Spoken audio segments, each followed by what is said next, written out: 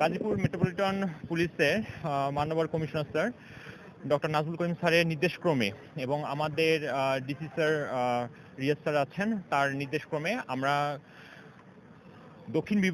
উত্তর বিভাগে আমরা পর্যায়ক্রমে 4টি থানায় আমাদের এই কার্যক্রম এবং মহড়া সম্পন্ন করেছি। এই মহড়ায় আমাদের সাথে আমাদের যে 4 থানার বিভিন্ন অফিসার এবং ফোর্স সেখানে সম্পৃক্ত ছিল।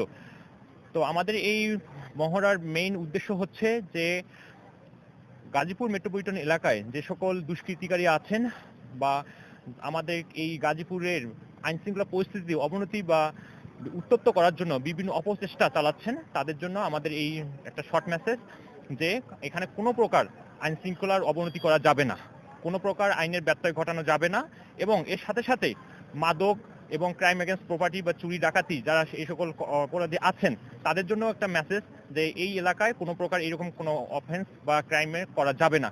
আপনারা যদি এই সকল কোনো ক্রাইম এলাকায় করেন আমরা যথাযথ ব্যবস্থা নিব এবং আমরা আমাদের যে ফোর্স আছে শুধু আমাদের থানার ফোর্সের সাথে সাথে অন্যান্য এপিবিএন এর ফোর্স এবং অন্য যেখান থেকে আমাদের ফোর্স দরকার হয় আমরা তাদের সাহায্য নিয়ে আমরা তাদেরকে আইনের আয়ত্তে নিয়ে আসবো। তবে তাদের জন্য একটা মেসেজ একটাই যে গাজীপুর মেট্রোপলিটন এলাকায় কোনো প্রকার আইনশৃঙ্খলার অবনতি করা যাবে না। যারা উস্কানি দিতেছেন তারাও এই কাজ থেকে এই রকম কার্যক্রম থেকে আপনারা বিরত থাকবেন। ধন্যবাদ।